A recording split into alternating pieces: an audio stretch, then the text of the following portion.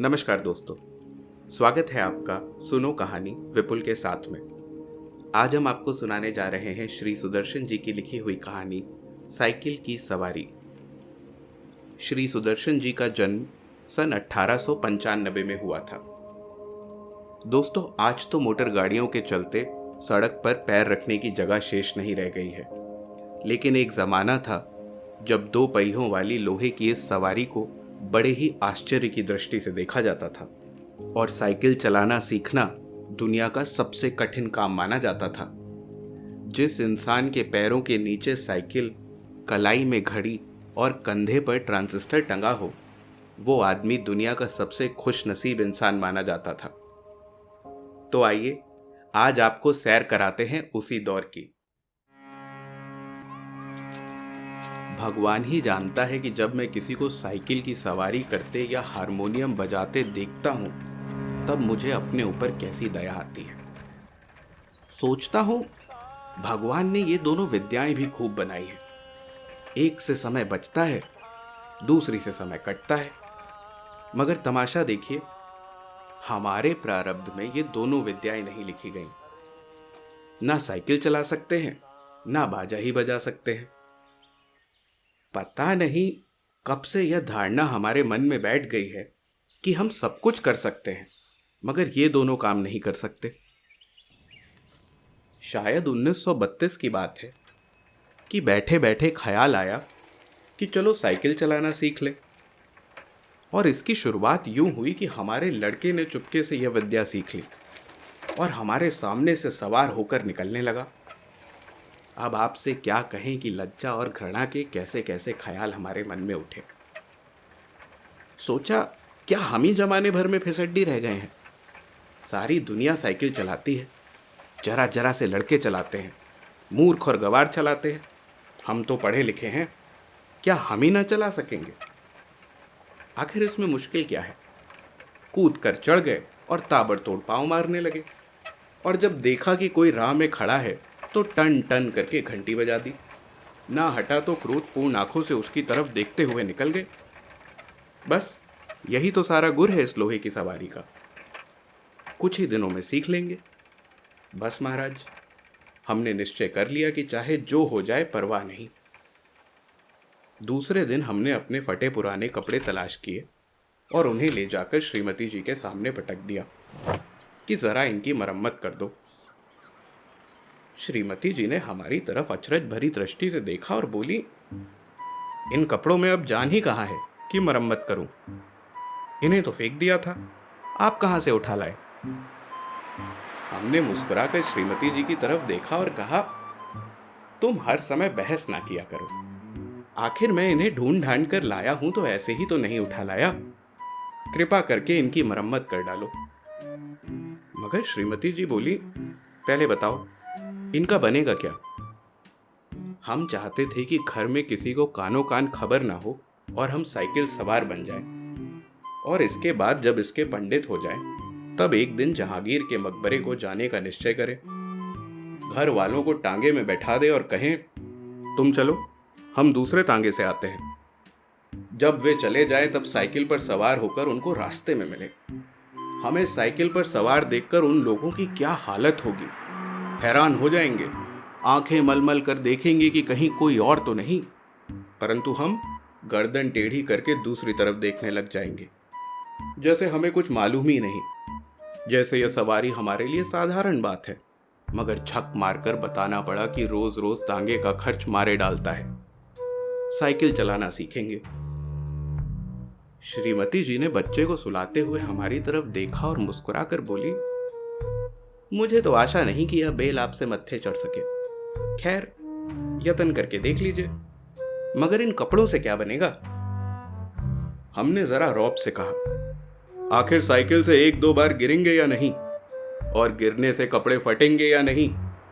जो मूर्ख हैं वो नए कपड़े का नुकसान कर बैठते हैं, जो बुद्धिमान हैं वो पुराने कपड़ों से काम चलाते हैं। मालूम होता है हमारी इस युक्ति का कोई जवाब हमारी स्त्री के पास ना था, क्योंकि उन्होंने उसी समय मशीन मंगवाकर उन कपड़ों की मरम्मत शुरू कर दी।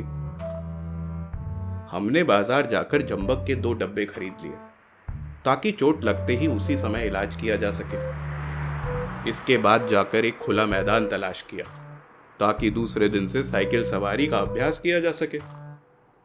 अब यह सवाल हमारे सामने था कि अपना उस्ताद किसे बनाए।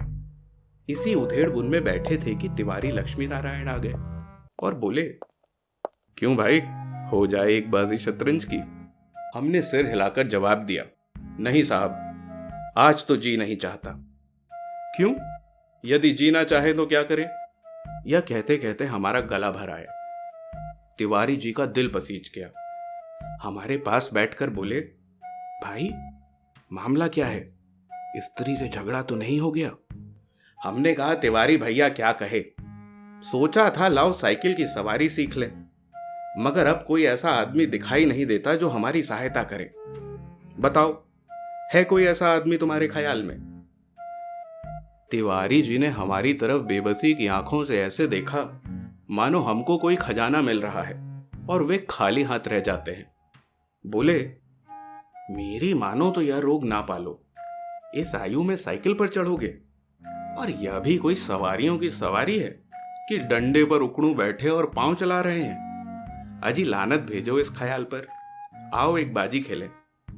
मगर हमने भी कच्ची गोलियां नहीं खेली थी। साफ समझ गए कि तिवारी ईर्ष्या की आग में फूंका जाता है। हमने मुंह फुलाकर कहा, भाई तिवारी, हम तो जरूर सीखेंगे, कोई आदमी बताओ। आदमी तो है, मगर वह मुफ्त में नहीं सिखाएगा। कितने दिन में सिखा देगा? यही 10-12 दिनों में। और फीस क्या लेगा? औरों से 50 लेता है, तुमसे 20 ले लेगा हमारी खातिर।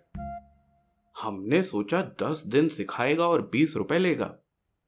10 दिन 20 रुपए, 20 रुपए 10 दिन, अर्थात 2 रुपए रोजाना, अर्थात 60 रुपए महीना, और वो भी केवल 1-2 घंटे के लिए।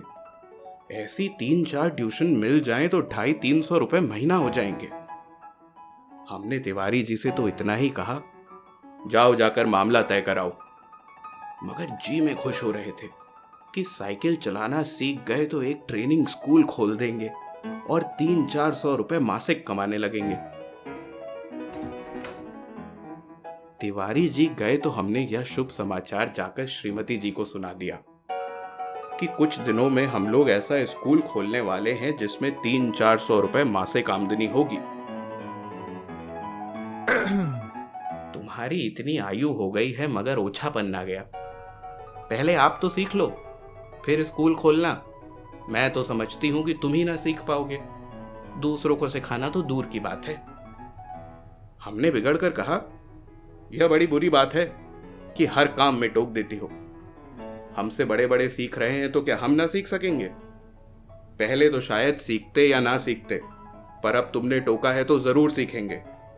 तुम भी क्या कहोगी? श्रीमती जी बोली, मैं तो चाहती हूं कि तुम हवाई जहाज चलाओ, यह बाईसाइकिल क्या चीज है, मगर तुम्हारे स्वभाव से डर लगता है।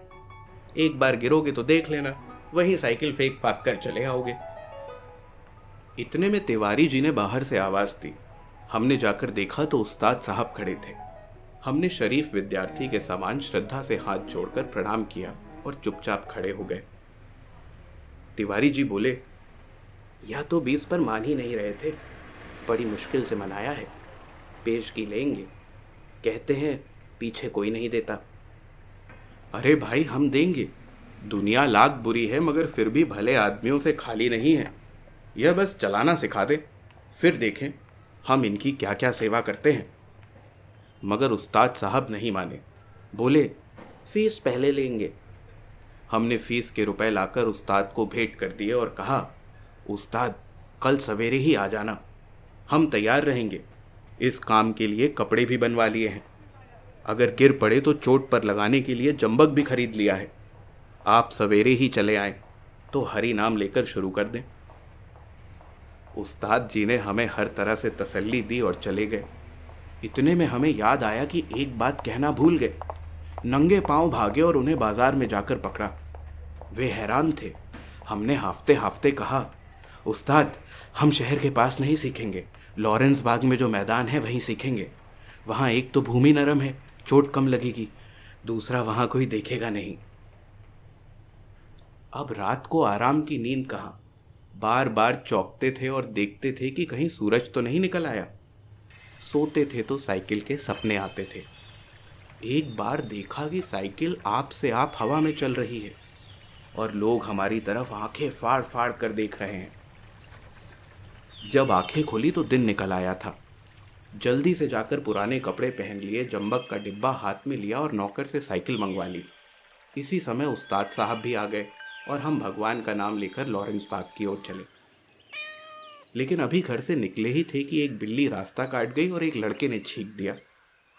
क्या कहें हमें कितना क्रोध आया उस नामुराद बिल्ली पर और उस शैतान लड़के पर, मगर क्या करते, दांत पीस कर रह गए। एक बार फिर भगवान का नाम लिया और आगे बढ़े। पर बाजार में पहुंचकर देखते हैं कि हर आदमी हमारी तरफ देख रहा है और हंस रहा है। हम हैरान थे कि बात क्या है। सहसा हमने देखा कि हमने जल्दी और घबराहट में पैजामा और अचकन दोनों उल्टे पहन लिए हैं और लोग इसी पर हंस रहे हैं। सर मुड़ाते ही ओले पड़े। हमने उस्ताद से माफ़ी मांगी और घर लौट आए। अर्थात हमारा पहला दिन मुफ्त में गुजर गया। दूसरे दिन फिर निकले। रास्ते में उस्ताद साहब बोले, मैं एक गिलास लस्सी पी लूं, आप ज़रा साइकिल को थामिए। उस्ताद साहब लस्सी पीने लगे तो हमने साइकिल के पुर्जों की ऊपर नीचे परीक्षा शुरू कर दी। फिर कुछ जी में आया तो उसका हैंडल पकड़कर चलने लगे। मगर 2 ही कदम गए होंगे कि ऐसा मालूम हुआ जैसे साइकिल हमारे सीने पर चढ़ी आती है, अपने आप बढ़ रही थी। इस समय हमारे सामने गंभीर प्रश्न यह था कि क्या करना चाहिए, युद्ध क्षेत्र में डटे रहें या हट जाएं। सोच विचार के बाद यही निश्चय हुआ कि यह लोहे का घोड़ा है, इसके सामने बड़े बड़े वीर योद्धा भी ठहर नहीं सकते तो हम क्या चीज़ है। इसीलिए हमने साइकिल छोड़ दी और भगौड़े सिपाही बनकर मुड़ गए। पर दूसरे ही क्षण साइकिल पूरे जोर से हमारे पांव पर गिर पड़ी और हमारी राम दुहाई बाजार के एक सिरे से दूसरे सिरे तक गूंजने लगी। उस्ताद लस्सी छोड़कर दौड़े दौड़े आए और अन्य दयावान लोग भी जमा हो गए। सब ने मिलकर हमारा पांव साइकिल से निकाला। भगवान के एक भक्त ने जंबक का डिब्बा भी उठाकर हमारे हाथ में दिया। दूसरे ने हमारी बगलों में हाथ डालकर हमें उठाया और सहानुभूति से पूछा, चोट तो नहीं आई? जरा 2-4 कदम चलिए, नहीं तो लहू जम जाएगा। इस तरह अगले दिन भी हम और हमारी साइकिल दोनों अपने घर से थोड़ी दूर पर जख्मी हो गए। हम लंगड़ाते हुए घर लौट आए और साइकिल ठीक होने के लिए मिस्त्री की दुकान पर भेज दी। मगर हमारे वीर हृदय का साहस और धीरज तो देखिए, अब भी मैदान में डटे रहे। कई बार गिरे, कई बार शहीद हुए, घुटने तोड़वाए, कपड़े फड़वाए, पर क्या मजाल जो जी छूट जाए। 8-9 दिन में साइकिल चलाना सीख गए, लेकिन अभी इस पर चढ़ना नहीं आता था। कोई परोपकारी पुरुष सहारा देकर चढ़ा दे तो फिर मजे से चलाने लगते थे। हमारे आनंद की कोई सीमा न थी। सोचा मार लिया मैदान हमने, 2-4 दिन में पूरे मास्टर बन जाएंगे। उसके बाद प्रोफेसर, प्रिंसिपल, उसके बाद ट्रेनिंग कॉलेज, फिर 300-400 रुपए मासिक। तिवारी जी देखेंगे और ईर्ष्या से जलेंगे। उस दिन उस्ताद जी ने हमें साइकिल पर चढ़ा दिया और सड़क पर छोड़ दिया कि ले जाओ, अब तुम सीख गए। अब हम साइकिल चलाते थे और दिल ही दिल में फूले ना समाते थे। मगर हाल यह था कि कोई आदमी 100 गज के फासले पर भी होता तो हम गला फाड़ फाड़ कर चिल्लाना शुरू कर देते, साहब बाई तरफ हट जाए। दूर फासले पर कोई गाड़ी दिख जाती तो हमारे प्राण सूख जाते। उस समय हमारे मन की जो दशा होती वो परमेश्वर ही जानता है।